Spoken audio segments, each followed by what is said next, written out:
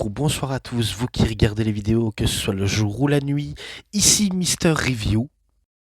Et on est parti comme promis pour une autre review, mais cette fois-ci, ce n'est pas encore la WWE, ce n'est pas de Ring of Honor, ni encore moins de la TNA, mais bel et bien du côté de la AEW.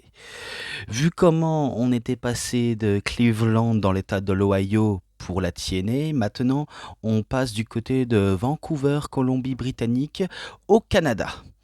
Donc tout justement pour parler du show AEW All Elite Wrestling Dynasty 2026.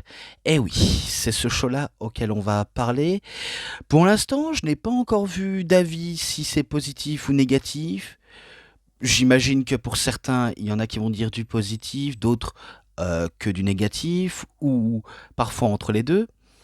Moi, disons que lorsque j'ai regardé le show, j'étais en mode indifférent et je préfère regarder et en juger par moi-même.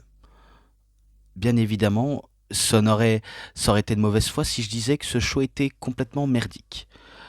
Mais bon, je vais pas dire qu'il était merdique vu comment il était passable, bien, sans trop prise de tête, pour être souligné. Et tout ce que je sais, il y en a que 13 matchs, dont 4 qui viennent du pré-show. Donc voilà, et du coup je passe directement au premier match. Et le premier match est un match simple entre Alex Windsor contre Marina Shafir. Et ce match, qu'est-ce que j'en ai pensé de ce match du pré-show? Une Marina Shafir qui ne fait que nocelle les coups que Alex Windsor lui fait subir. Euh, je me suis, je me suis très vite sorti du match en me disant mais non mais putain mais pourquoi tu nocelles espèce de connasse? Pourquoi tu veux pas vendre les offenses de tes adversaires? Tu fais paraître ton adversaire pas crédible. Tu le fais passer pour une conne.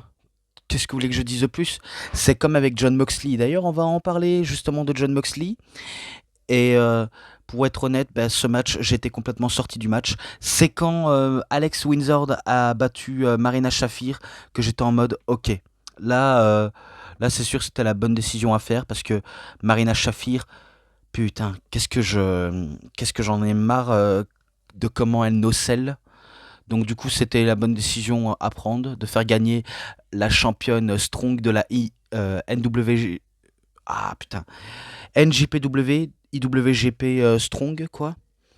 Donc voilà, victoire d'Alex Windsor. Maintenant, je passe au deuxième match. Et le deuxième match. Alors, j'avais pas parlé, mais dans le pré-show, il y avait une attaque d'une certaine Camille sur Willow Nightingale. Et du coup, voilà comment il y a un match qui est annoncé. Camille contre Big Ann. C'est Camille qui bat Big Ann, tout simplement. On pourrait qualifier ça de squash match.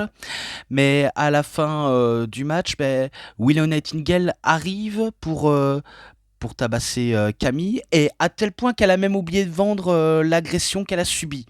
Tellement que elle est pas... Elle est pas intelligente pour les offenses. Faut dire bienvenue à la AEW, là où la plupart des catcheurs que on aime regarder le produit, on aime les personnes, quoi qu'il en soit, ne font que ne pas vendre. Et ça, c'est un truc auquel je déteste. Voilà ce que je pourrais dire de négatif sur l'AEW. Je déteste les gens qui font que des spots, qui font que des trucs du catch hardcore, le côté strong style et le côté lucha libre, sans même vendre. Et ça, c'est le truc auquel je déteste.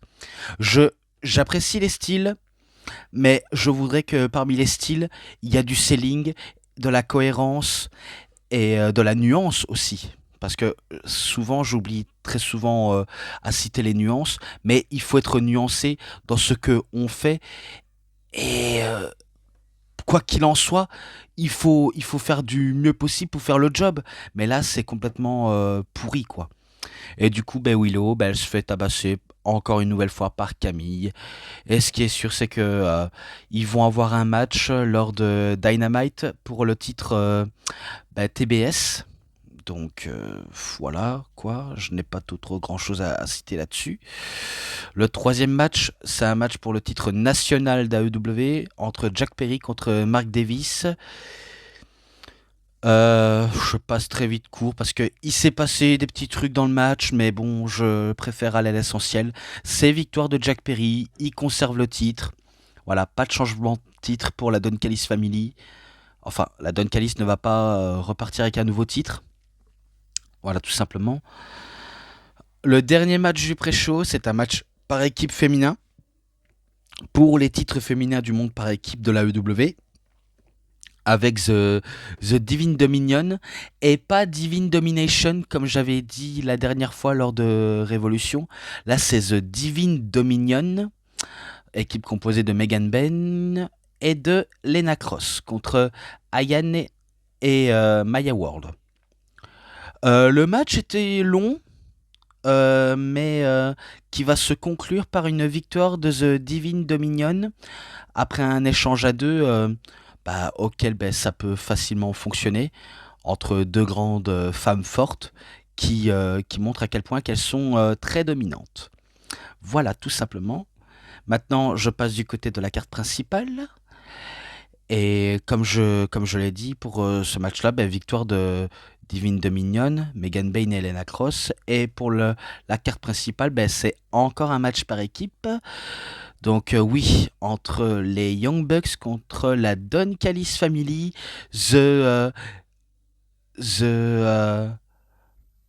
Alpha Maker ou le Reign Alpha, on pourra appeler Okashita pour le coup, entre Kazuchika Okada et Konosuke Takeshita, accompagné par Don Callis Family, toujours lui, mais qui parfois il se range du côté de la table des commentateurs pour donner son opinion à suivre.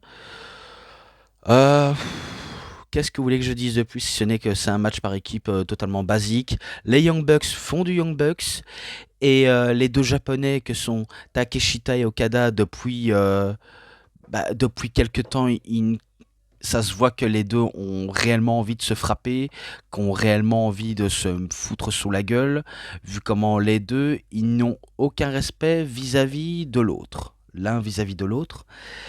Et d'ailleurs, ça va se ressentir dans le match. Ils vont complètement être à hors-sujet dans le match. Ils vont commencer à se frapper dessus, à tel point que ils vont être distraits et ce sera les Bucks qui vont s'acharner sur les deux drastiquement, alors que les deux se sont en train de se battre, tout simplement. Et puis, on passe dans le climax du match. Après avoir choisi celui qui va être sacrifié durant le match, et je parle bien de Okada, lui qui a été un temps l'ami des Young Bucks, qui a drastiquement tourné sa veste pour aller du côté de la Don Callis Family, il va être sacrifié par un TK Driver ou Metzler Driver, donc un mélange de relais acrobatique et d'un Tombstone Pile Driver. Un premier temps, Takeshita l'arrête, je crois que c'est Nick ou Matt, et qui s'est dit « Ah ouais, je le déteste, allez-y, finissez le boulot ». Et du coup, c'est ce qu'ils vont faire les Young Bucks, et au compte de 3, ils remportent le match. Et du coup, c'est victoire des Young Bucks, tout simplement. Et je suis persuadé qu'il va y avoir dissension dans la Don Callis Family, et il serait temps pour cette équipe que la plupart se séparent, vu comment c'est bien beau de fonder une équipe pour continuer sur le long terme, mais à un moment donné, il faudrait que un des leurs commence par craquer et quitte le groupe pour se lancer solo. Et du coup, je pense tout simplement à Takeshita, qui sera en rivalité contre Okada. Et d'ailleurs, ce ne sera pas le seul, il y aura d'autres. Il y aura bien sûr d'autres. Mais bon, je m'arrête ici parce que maintenant je passe directement au 6e match. Et le 6e match, c'est encore un match simple entre Ricochet, toujours accompagné par The Gate of Agony, Toa Liona et Bischoff Kone, contre Chris Jericho, ou qu'on pourrait l'appeler très couramment Jericho. Alors oui, cette fois-ci c'est sûr, on peut le dire, Jericho n'ira pas à la WWE, en sachant qu'il a signé un nouveau contrat, et que de toute façon il s'est peut-être dit à la WWE, c'est pas top sur l'ère TKO, sur l'ère Triple H. Je préfère rester là où j'ai bâti cet endroit, et qui est la EW. Bien sûr, il a attendu que les choses se calment pour enfin remonter la pente et de faire ce qui sait mieux de faire, nous divertir et parfois dans le bon comme dans le mauvais sens du terme. Et cette fois-ci, il a trouvé un adversaire sous le nom de Ricochet, que cette fois-ci, il y avait un segment, certes un peu drôle, mais voilà, qui n'est pas non plus folichon, qu'il a ajouté son nom sur la liste, donc c'est la fameuse You Just Made the List, comme il aimait de le dire. Et ça, c'est vrai que ça nous a beaucoup divertis. Et voilà comment le match était annoncé entre les deux. Certes, Jericho n'a rien perdu de sa superbe. Il catch toujours de la même manière. Au moins quelque chose de positif, comme quoi le gars n'a pas changé. À part ses évolutions de personnage, un coup il est face, un coup il est heel, un coup il est le champion, un coup c'est le Demo God, un coup c'est le Oro, un coup c'est le Wizard, un coup c'est le l'arbre de l'apprentissage, enfin un professeur de l'apprentissage. Bref, multiples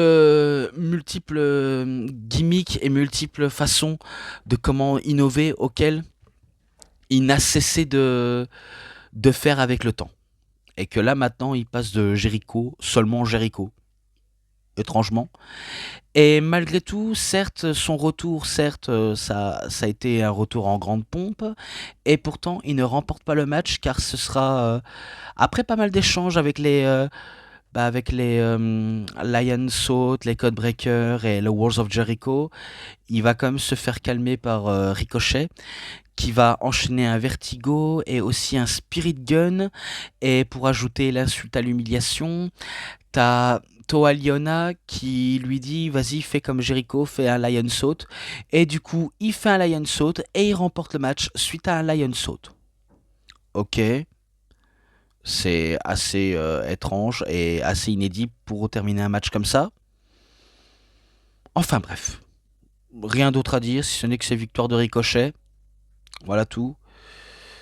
Et là, je passe encore un autre match suivant, donc c'est match numéro 7. Et c'est encore, oui je sais, encore une succession de matchs simples. Ça me rappelle un autre match du côté de la TNA ou du côté de la WWE, ça. Faut dire maintenant, ils sont les spécialistes, hein. Ils sont vraiment les spécialistes pour les matchs simples et d'autres matchs en tout genre.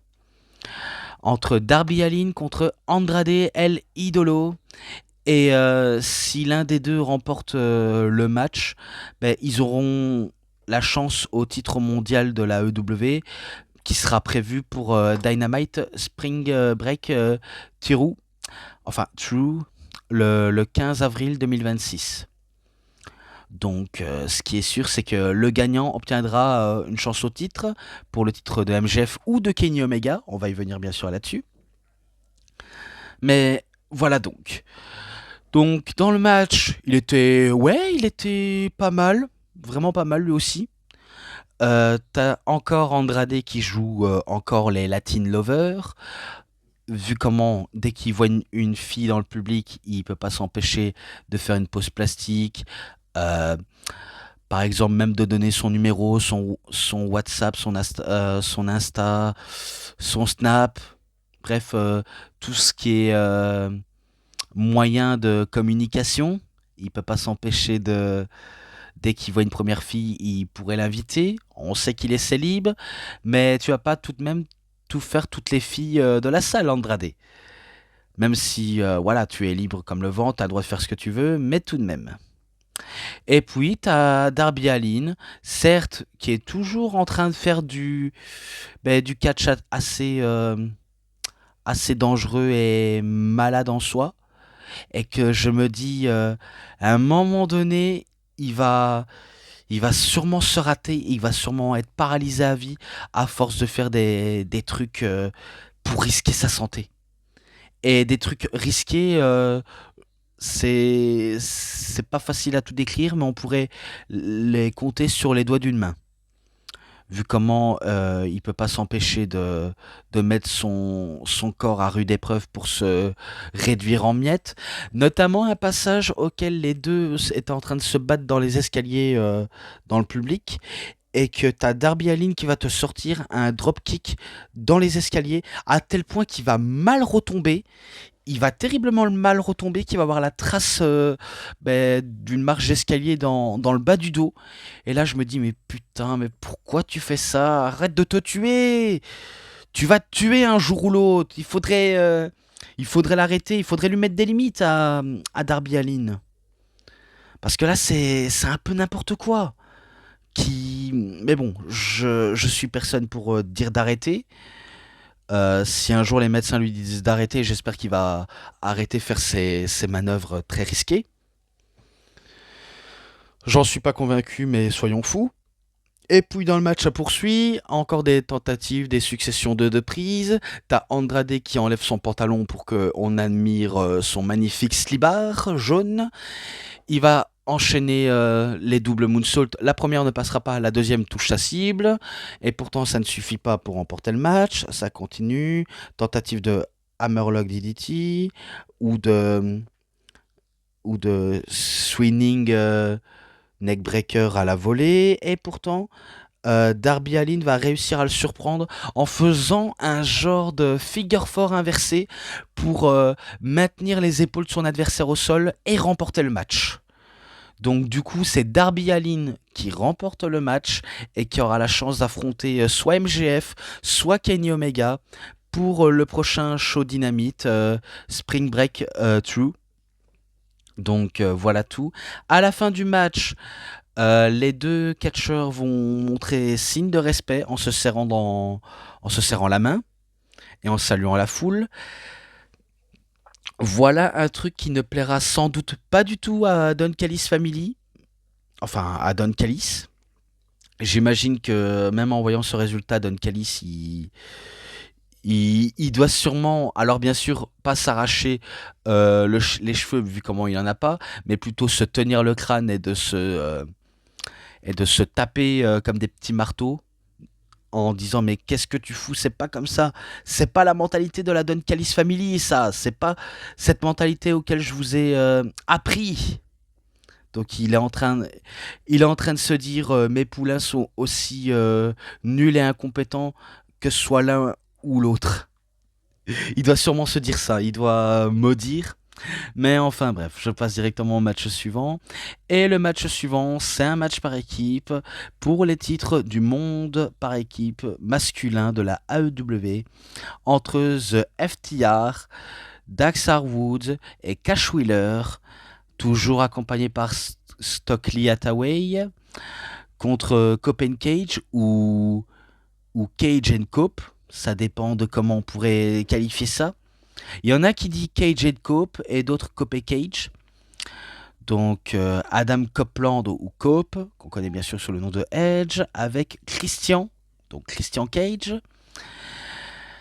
Et c'est vrai que les petites craintes auxquelles on s'est peut-être dit, c'est sûrement l'opportunité et la chance pour Adam Copeland et Christian de remporter les titres par équipe à la EW, en sachant qu'ils se seront retrouvés pour faire équipe et de devenir champions.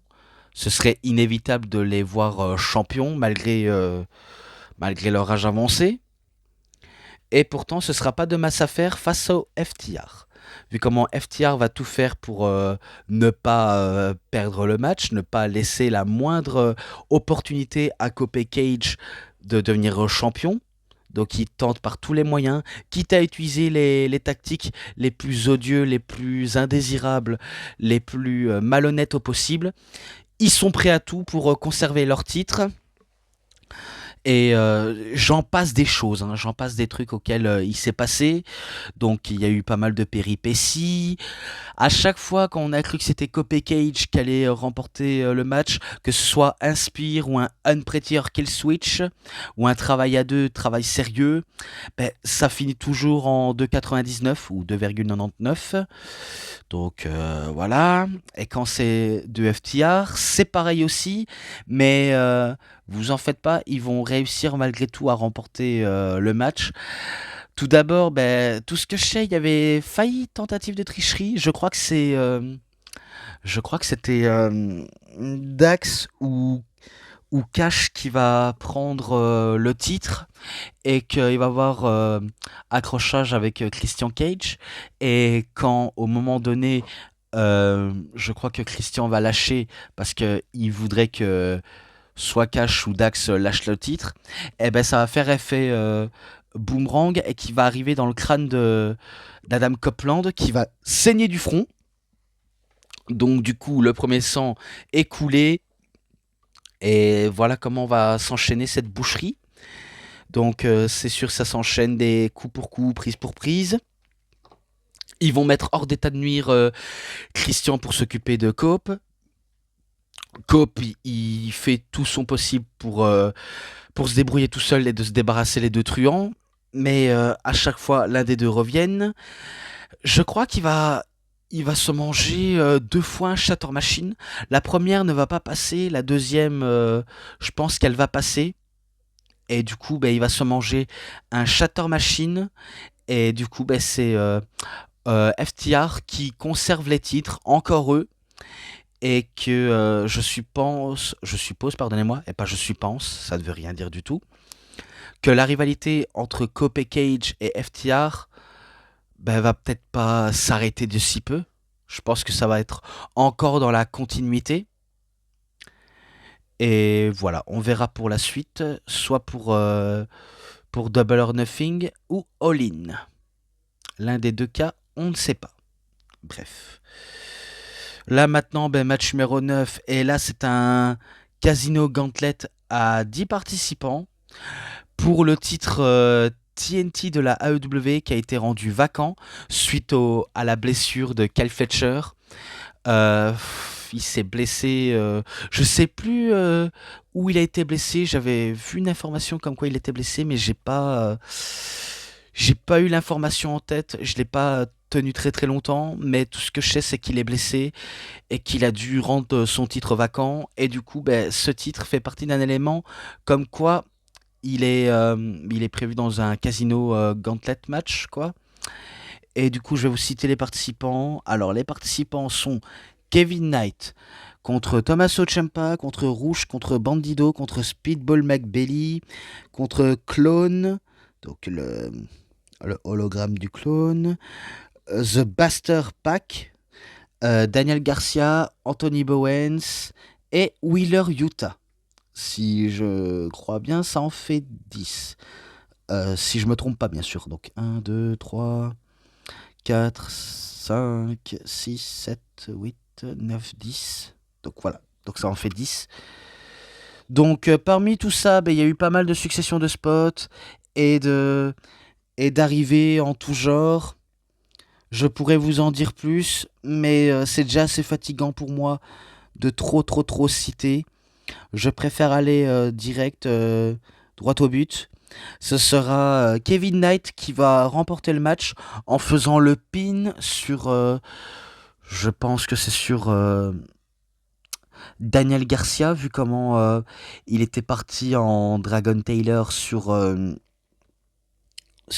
Anthony Bowens.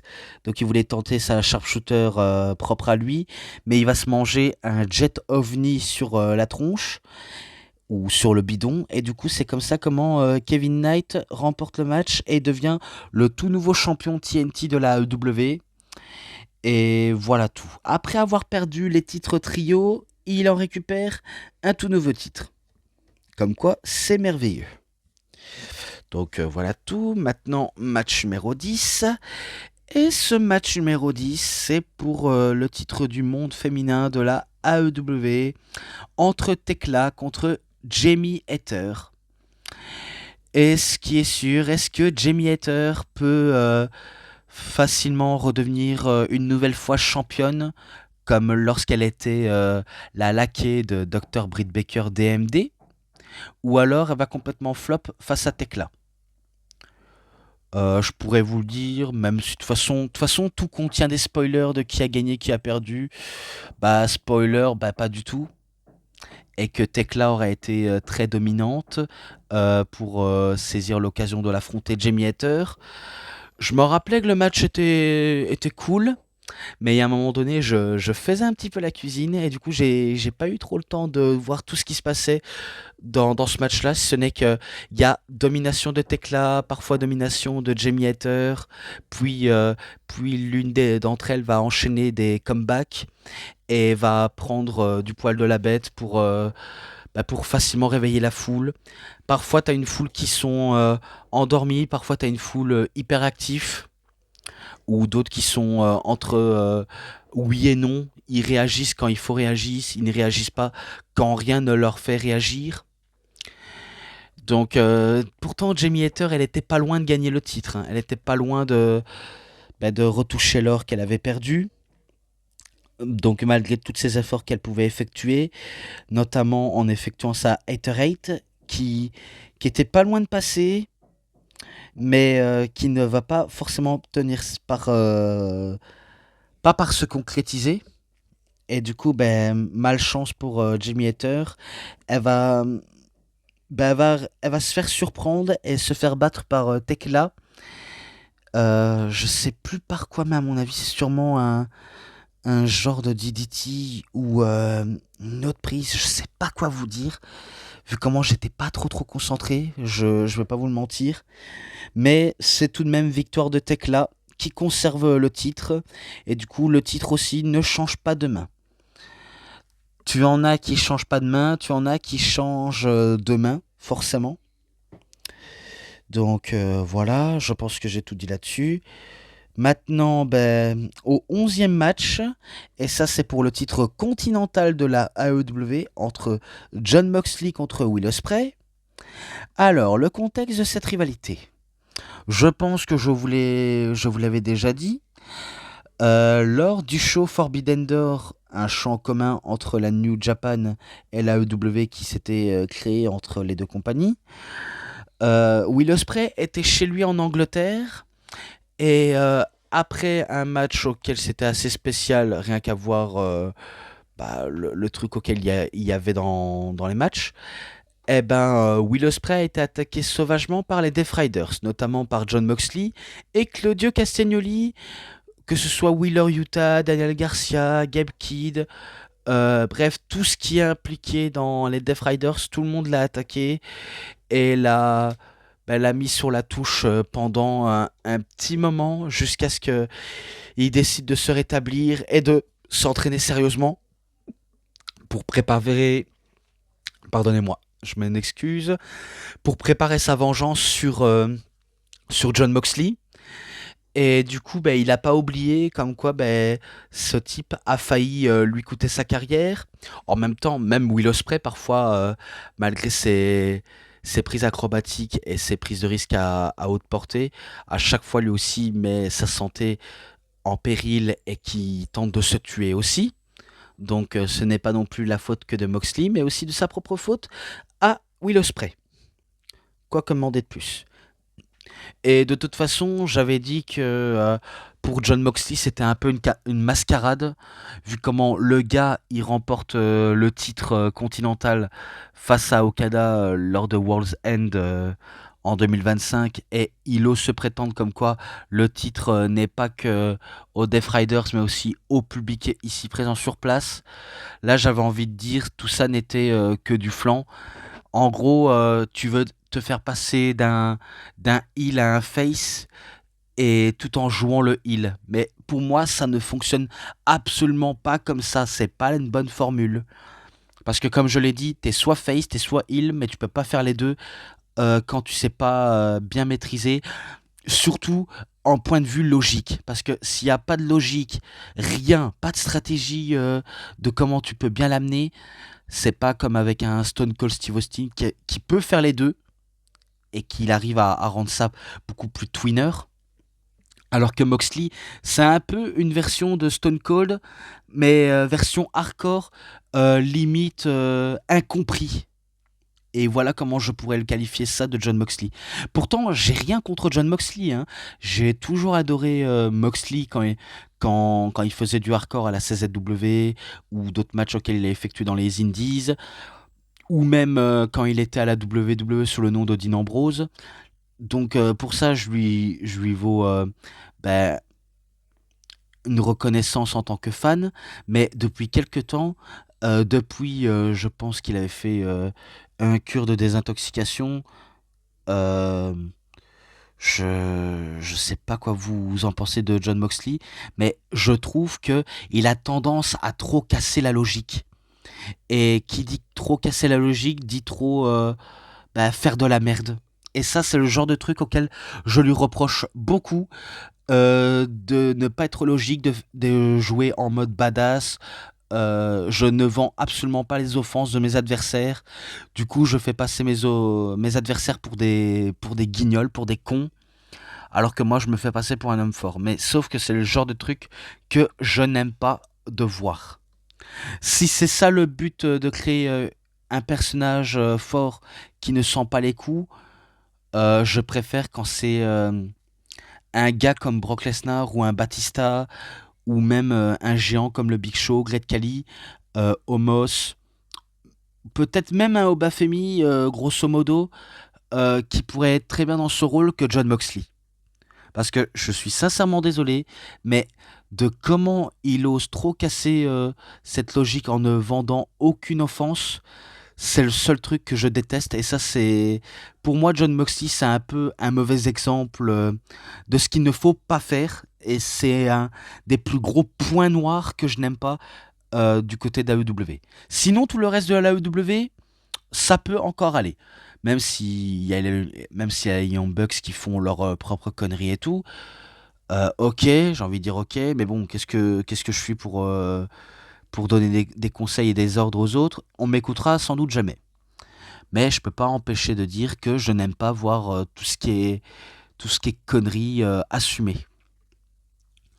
Et du coup, dans le match là entre Moxley et Ospreay, c'est une succession de spots. T'as encore de Will Ospreay qui veut encore se tuer pour montrer à quel point je suis prêt à mettre en danger mon corps, ma santé pour battre Jon Moxley ou pour battre n'importe qui. Je suis prêt à tout.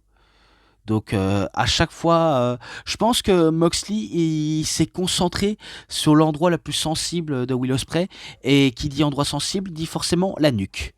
Et du coup, il va l'exploiter, il va faire des multiples pile drivers, que ce soit à l'extérieur, dans le ring, et même dans l'escalier en acier, il va enchaîner des pile drivers. Et, la stratégie de Moxley, c'était qu'il ne se relève pas. Will Ospreay, il veut gagner le match, quitte à décevoir les fans.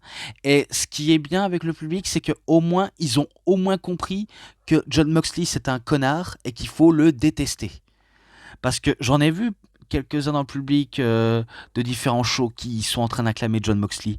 Mais là, c'est rare que le public se retourne contre lui. Parce que c'est ça ce que je veux. Tu peux pas être un heel acclamé comme un babyface. C'est pas possible. C'est clairement, clairement pas possible. Et du coup, heureusement que le public a enfin compris le message. Jon Moxley, c'est un heel et Jon Moxley mérite de se faire détester comme il se doit. Donc malgré tout le talent qu'il possède, quand tu es heel, tu te fais détester, point final. Donc après, essaie d'en finir avec Will Ospreay avec un Curb Stomp ou un Dirty Deeds. Deuxième Dirty Deeds qui ne passe pas. Je pense qu'il y avait un des Dirty Deeds auquel Ospreay va effectuer sa Hidden Blade alors qu'il a subi le Dirty Deeds ou le Paradigm Shift, comme on aime l'appeler. Donc, malgré ce paradigm shift qui n'a pas d'effet, il arrive quand même à s'en relever et de lui lâcher un énorme coup. Puis ça s'enchaîne, et là c'est au moment décisif auquel Jon Moxley va réussir à battre Will Ospreay en effectuant un ultime paradigm shift en mode Death Riders pour remporter le match et conserver le titre. Donc vous avez compris, c'est victoire de Jon Moxley. Il conserve le titre dans le côté auquel je n'ai pas apprécié dans le match, mais dans lequel je peux dire, ok, il a gagné, super, tout le monde est content, moi, je le suis à moitié. Voilà. Donc maintenant, plus que 2 matchs après, c'est enfin terminé. J'espère que je vais aller jusqu'au bout et aller direct à l'essentiel. Donc, l'équipe de la conglomération, équipe composée d'Orange Cassidy, Roderick Strong et de Kyle O'Reilly, contre les Bullet Club War Dogs, ou les Dogs, comme on peut les appeler. Euh, Gabe Kidd, David Finlay et Clark Connors pour le titre du monde par équipe des trios de la EW. Alors, ce qu'ils ont fait pendant tout ça, je me rappelais de l'entrée, on aurait dit un sketch comédie avec un Roderick Strong qui rentre, qui rentre par la porte et qui commence à crier Orange. Il manquerait plus qu'il crierait Adam, comme il aimait de trop le crier sur tous les toits. Mais non, il crie le nom 2 fois Orange, et t'en avais un du public qui scandait Adam. Et donc tout ça est parti en mode sketch total. Et puis t'as quelqu'un qui toque à la porte, et cette personne ben, ouvre la porte, et il s'agit de Kyle O'Reilly. Et du coup, la conglomération est enfin au complet, enfin en présence. Donc voilà comment je pourrais en dire là-dessus. Et puis t'as les War Dogs qui arrivent, qui foutent le bordel, qui cassent la porte, qui saccagent le canapé, la table et tout. T'as Gabe Kidd qui fait semblant de pisser dans le canapé, même si encore heureux qu'il n'a pas sorti sa tub, mais il nous a fait donner l'impression comme quoi il pissait, alors que David Finlay ou Clark Connors faisait genre qu'il était en train ken sa propre ceinture. Ok, c'est assez bizarre. Dans le match, rien d'autre à raconter là-dessus, ce n'est que les War Dogs font ce qu'ils font de plus. Les côtés méchants, très agressifs, qui veulent mettre à la manque les babyface gentils soutenus par le public, malgré un style atypique et pas un stick, ça ne veut rien dire du tout. Des échanges à 2 très sympas, parfois même à 3. Mais sinon, rien d'autre à raconter dans le match, ce n'est que certes, les War Dogs, ce sont eux les champions, car ils ont battu Kevin Knight, Mike Bailey et Mystico pour remporter les titres. Et pourtant, à peine remporter les titres, ils vont subir une défaite de la conglomération. Je crois par une soumission, je pense que c'est Kyle O'Reilly qui va effectuer l'Armageddon, donc un genre de Juji Katame. Et t'as Roderick Strong et Orange Cassidy qui font le boulot en attaquant les 2 autres. Et là, ce que je pourrais dire, certes, on peut dire beaucoup de merde sur Roderick Strong. Lui, au moins comparé à Marina Shafir, donc sa propre femme, lui au moins, il a tout de même le talent, parfois un peu bizarre, un peu cringe, mais au moins, lui, il a au moins du talent que sa femme, tout simplement. Donc voilà ce que je pourrais en dire. Victoire des nouveaux champions, de la conglomération. Et enfin, on passe directement au main event. Enfin, Dieu merci. Car c'est pour le titre du monde de la AEW qui est en jeu. Entre le démon contre le dieu, l'ange. Ou l'ange contre le démon. Le diable contre Dieu. Bref, vous avez compris. Vous voyez ce que je veux en venir. Donc, Maxwell, Jacob Friedman, MJF contre Kenny Omega, l'ange à une aile. Et certes, ce match n'a pas d'histoire aussi forte. C'est juste un affrontement qu'on pourrait qualifier ça de dream match entre les 2 catcheurs. Pourtant, il me semble de souvenir, ils se sont déjà affrontés, mais c'était dans un match amical auquel les 2 étaient babyface. Mais ça, c'était en 2023, et je préfère oublier cette période auquel MJF était babyface, parce que selon moi, ça ne marche pas quand MJF devient un babyface. Il est fort en heel que en face. Ça, c'est que mon propre opinion. Alors que Omega, qu'il soit face ou qu'il soit heel, tant que ça passe, rien à dire. Clairement rien à dire. Et est-ce que Omega a encore du jus pour avoir une chance pour le titre et de gagner un titre? Telle est la question, hein, parce que c'est pas une réponse facile à tout décrire, mais tout ce que je sais, il va tout faire de son possible pour battre cet arrogant de MJF pour gagner le titre, tout simplement. Et du coup, même dans le match, un coup que c'est annoncé, l'arbitre, par contre, il a eu la brillante idée de confisquer la bague de MChef qui cachait dans son slip, toujours dans son slip bien sûr. Mais d'ailleurs, cette bague aura une importance cruciale à la toute fin du match, vous allez bien comprendre.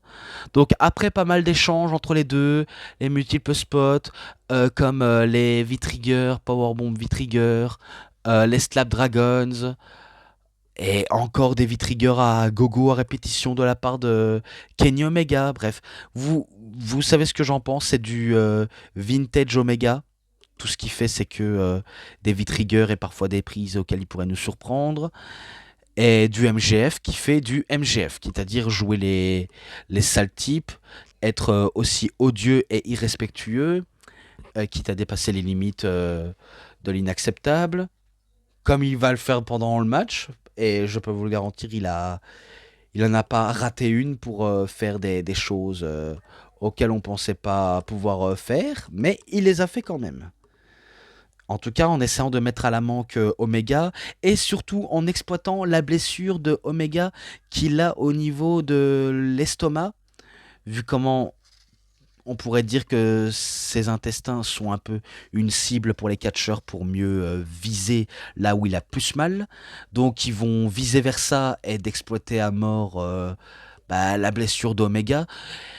Quitte à faire du trash talking, parce que MJF va faire du trash talking, il va matraquer Omega, alors que Omega va tout de même se défendre, trouver plusieurs X ou Y solutions pour réussir à s'en sortir et de battre cet arrogant. Notamment les tentatives de One Wing Angel, mais qui ne passent pas. Puis ils vont sortir une table, alors que ce n'est pas un match où tout est permis. Mais il va avoir aussi une importance cruciale, cette table aussi. Et du coup, on va le laisser peser là. Enchaînement de prise pour prise, coup sur coup. Et après ça, je pense qu'on est du côté de la troisième corde, auquel Omega va nous sortir un One Wing Angel du haut de la troisième corde. Mais au moment où il veut effectuer le tombé, t'as MGF qui sort du ring intelligemment pour éviter de subir le tombé. Donc c'est sûr, ça met un énorme sum à Omega qui veut recommencer et tenter sa One Wing Angel. Puis t'as MJF qui veut tenter sa prise du sel et de la terre. Donc le Fujiwara Rambar. La tentative de Hit Slicker aussi, mais qui ne passe pas. Puis il va nous sortir, je crois, MJF, un Crossroads à la manière de Cody Rhodes, vu comment on sait que Cody Rhodes a eu une influence sur la carrière de MGF pour qu'il soit là où il en est actuellement. Et qu'il enchaîne direct avec un package pile driver, mais ça finit toujours au compte de 2, pardonnez-moi. J'allais dire 3, mais non, c'est compte de 2. Donc le match continue. Puis il va avoir plusieurs péripéties, notamment quand Kenny Omega voulait tenter à plusieurs reprises sa One Wing Angel, ça ne va pas passer. MJF pousse Omega dans les cordes. Omega nous lâche un V-Trigger, mais sauf qu'il va pas viser MJF, mais bien sûr l'arbitre. Donc du coup, l'arbitre, il est KO. Et du coup, je pense que Omega va effectuer sa One Wing Angel. Mais je crois, si je dis pas de bêtises, non, à un moment donné, je pense que MJF va aller dans la poche de l'arbitre pour récupérer sa bague, pour essayer de le frapper avec. Il aura essayé, mais il va se faire accueillir par un V-Trigger et un One Wing Angel. Donc c'est sûr, Omega tente de tomber, mais il n'y a pas d'arbitre pour valider le tombé. Donc après plus de 11 secondes, tu as un arbitre qui arrive, qui tape le sprint de sa vie pour effectuer le tombé, mais c'est uniquement compte de 2. Donc on pourrait dire que MGF s'est relevé du One Wing Angel et que par la suite, ça va encore s'enchaîner. Omega, malgré qu'il est sous le déclin physique, il prouve toujours qu'il peut se battre comme un lion et qu'il veut mettre à sa place ce jeune lion arrogant. Donc il veut se claquer encore un One Wing Angel, mais cette fois-ci sur la table de l'extérieur. La première, il passe pas parce qu'il commence à plus avoir d'énergie, il est totalement fatigué, mais pourtant il veut retenter et c'est à ce moment-là auquel MJF va utiliser sa bague en donnant un coup à l'estomac et que par la suite, il va effectuer un tombstone piledriver sur la table auquel ça avait été placé. Puis il repoursuit en effectuant sa It's Liquor et que là l'arbitre il prend conscience et qui va effectuer le tombé pour le compte de 3 pour la victoire. Donc tout simplement MJF a battu Kenny Omega et qui conserve le titre du monde de la AEW. Et du coup, ben, le champion reste champion. Le diable a battu le dieu. Un Satan a battu un ange. Bref, c'est l'enfer qui a eu le dessus sur le paradis. Et MJF, ben, il repart au fin fond des enfers avec le titre. Et voilà comment ce show se termine. Voilà, tout simplement. Je sais, ça a été long comme résumé. J'ai voulu essayer de la jouer courtois, mais avec beaucoup d'explications que je voulais en expliquer. Ce n'est pas facile, mais j'ai fait de mon possible. Voilà tout. Maintenant, je sais qu'il y a un show de WrestleMania 42 auquel je m'attaquerai bien sûr. Et si jamais j'ai l'autorisation pour la CACC de diffuser les matchs complets sur ma chaîne YouTube, je vous le ferai visionner. Pareil pour la NFW, donc North French Wrestling, si eux aussi veulent bien. En tout cas, j'essaierai de faire mon possible s'ils acceptent ou pas. Bref, on n'est pas encore là, mais on verra bien. Puisque j'ai terminé sur un petit peu sur la TNA, la EW, maintenant je passerai du côté de WWE pour WrestleMania 42, qui s'annonce pas très excitant, mais qu'on est curieux de savoir si ce show est bon ou mauvais, ou voire très très mauvais. Bref, on verra bien. Et voilà comment je vais conclure cette vidéo. Merci bien à tous. Voilà, la vidéo touche à sa fin et avant de vous laisser, n'oubliez pas de me suivre sur les réseaux sociaux. Donc bien sûr, mes réseaux sociaux sont bien sûr mon Instagram et également mon thread lié avec Instagram et surtout mon Discord si vous voulez parler de plus de catch ou d'autres choses qui vous passent par la tête. Et voilà comment je conclurai cette vidéo en disant c'est tout pour cette vidéo de review.